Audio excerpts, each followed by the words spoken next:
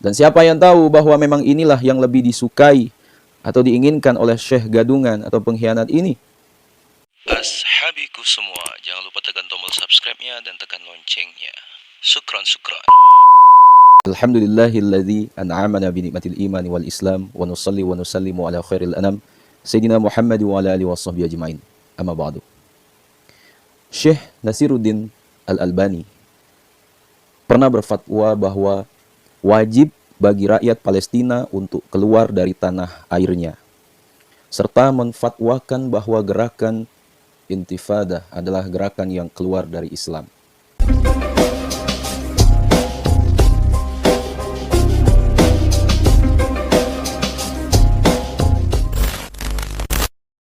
Azabiku semua yang dimuliakan Allah Subhanahu wa taala.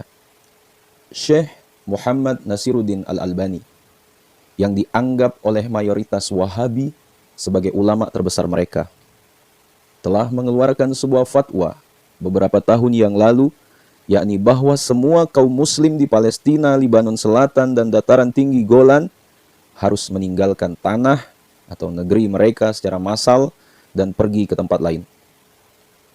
Alasan dia, dan dia tetap memegangnya, bahwa setiap negeri muslim yang diduduki atau dijajah oleh orang non-muslim, maka menjadi negeri non-muslim. Oleh karenanya, setiap muslim dilarang tinggal atau menetap di situ. Ketika beberapa orang menanyakan kepadanya dengan terheran-heran bahwa tidak akan ada satu negara pun di dunia yang mau menampung orang-orang atau bangsa Palestina, bahkan Saudi Arabia pun, dia mengatakan, mereka mungkin bisa mencoba pergi ke Sudan. Di sana mereka mungkin akan ditampung. Sebagai catatan, Al-Albani ini adalah orang yang mengklaim dirinya sendiri sebagai ulama. Banyak yang menentangnya. Banyak yang menantangnya untuk menunjukkan walau satu saja ijazah yang diberikan kepadanya oleh sembarang gurunya, kalaupun dia punya. Dia tidak pernah bisa menunjukkan atau membuktikannya sampai sekarang. Yang kelihatan pada Al-Albani justru fatwa-fatwanya sama sekali tidak berdasar ilmu hadis. Sementara para pengikutnya tetap menganggapnya sebagai muhaddits masa kini. Dia banyak mengeluarkan fatwa dalam hampir semua ilmu-ilmu Islam. Al-Albani juga mengeluarkan komentar atas buku akidah, yaitu Al-Aqidah atau Hawiyah. Azabiku semua yang dimuliakan Allah, dalam kitab Al-Jihad fil Islam, Kaifa Nafhamuhu wa Kaifa Numarisuhu, karangan Syekh Ramadan Al-Buti. Di kitab tersebut, Syekh Ramadan Al-Buti menanggapi dan menyanggah fatwa dari Syekh Al-Albani tersebut. Syekh Ramadan Al-Buti adalah salah seorang ulama terkemuka di Syria. Adapun isinya seperti ini ya sahabat semua. Syekh Nasiruddin Al-Albani telah mengejutkan masyarakat dalam beberapa bulan terakhir ini dengan fatwa sesatnya yang sangat jauh dari ajaran-ajaran syariat Islam dan sangat berlawanan atau kontradiksi dengan pokok-pokok dan hukum-hukum agama. Dia menyatakan secara terbuka dan di hadapan semua saksi bahwa semua muslim dan bangsa Palestina yang masih berada di tanah atau negeri yang diduduki atau dijajah wajib meninggalkan seluruh negeri itu dan menyerahkannya kepada kaum Yahudi yang telah mengubahnya setelah mereka menjajahnya menjadi sebuah negeri kafir. Kalaulah tidak dimuat di media massa dan tidak ada kaset rekaman suara Al-Albani yang mengatakan sendiri hal ini, maka sulit buat saya untuk mempercayainya. Ini karena seorang santri yang paling awam pun mengetahui apa yang terdapat pada semua sumber syariat Islam. Bahwa sebuah negeri Islam akan tetap secara sah menjadi negeri Islam sampai hari kebangkitan. Tak peduli apapun yang diperbuat oleh orang-orang kafir ataupun musuh terhadap negeri Islam tersebut. Dan adalah kewajiban bagi setiap muslim untuk memenuhi tanggung jawabnya dengan membersihkan atau mengusir para agresor dari negeri tersebut. Dan menurut Imam Abu Hanifah yang mengemukakan kemungkinan berubahnya negeri Islam menjadi negeri kafir, syaratnya adalah bahwa tanda-tanda Islam telah disingkirkan atau dihilangkan darinya dan diganti dengan aturan-aturan kafir. Bahwa tidak ada seorang muslim atau kafir zimmi pun yang masih tinggal di situ merasa aman dengan hukum Islam yang murni atau asli, dan bahwa negeri itu diberi batas sebagai negeri kafir ataupun negeri perang.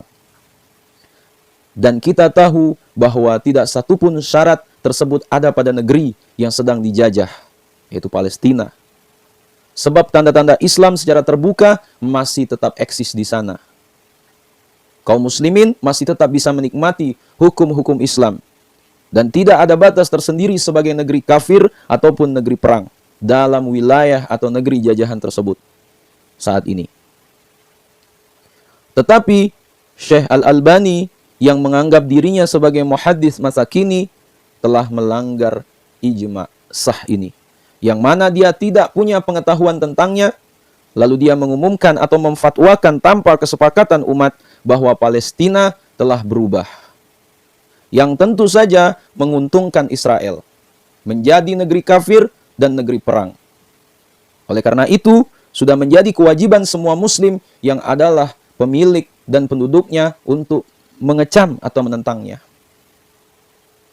Misteri apa yang ada di balik diamnya si Syekh ini selama bertahun-tahun sebelumnya sampai cahaya keimanan intifada muncul di jantung tanah jajahan dan gerakan perlawanan Hamas didirikan yang menimbulkan fenomena teror di hati dan jiwa para penjajah. Lalu tiba-tiba si Syekh ingat akan hal ini dan kemudian menyadarinya bahwa inilah saat atau waktunya baginya untuk memfatwakannya secara eksplisit di semua media massa. Dan baginya telah tibanya waktunya yang karenanya dia mulai beraksi itu adalah dengan munculnya gerakan intifada yang bersama para pemilik sah rakyat. Tanah jajahan telah meraih segala kesuksesan yang tidak diharapkannya. Karena dengan demikian dia dapat membantu Israel, Israel keluar dari segala kesulitan yang membelenggu mereka dan telah banyak menguras sumber daya mereka di Israel.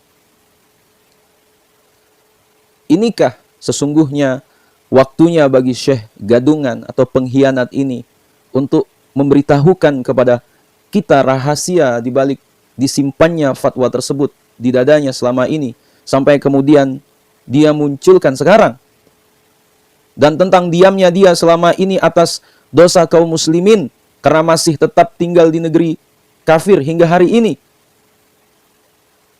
Dan sungguh kita bersyukur kepada Allah bahwa fatwa dia Al-Albani yang batil tersebut telah gagal, yang mana hal ini ditunjukkan di mana rakyat Suriah, Aljazair, Mesir, Yaman, dan Libya hari-hari ini justru meningkatkan jihad di negeri mereka masing-masing untuk membebaskan mereka dari belenggu kolonialisasi dan agresi para tiran.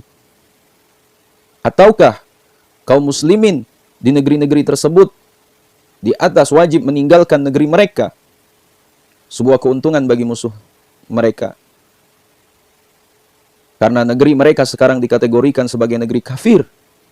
Bila hal ini terjadi, maka hari ini kita akan melihat bahwa para tiran dan penjajah itu memang punya hak yang legal untuk terus menjajah.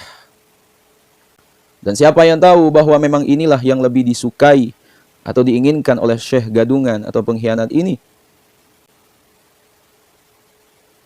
Azabiku semua yang dimuliakan Allah. Kemudian Syekh Ramadan Al-Buti juga menambahkan, dan sekarang saya katakan tambahan beberapa kalimat ya pada kitab ini setelah kami menunggu si Syekh bakal menarik fatwa sesatnya tersebut, karena kembali kepada kebenaran itu adalah suatu kemuliaan atau keutamaan, tetapi dia tidak pernah melakukannya walaupun seluruh dunia muslim menentangnya gara-gara fatwanya itu. Juga ada segelintir pembaca yang menilai bahwa penyebutan gadungan atau pengkhianat atau suspected terhadap Syekh sebagai kurang tepat. Tetapi sebutan itu diberikan kepada seseorang yang mengeluarkan suatu fatwa dengan berkolaborasi dengan pihak asing.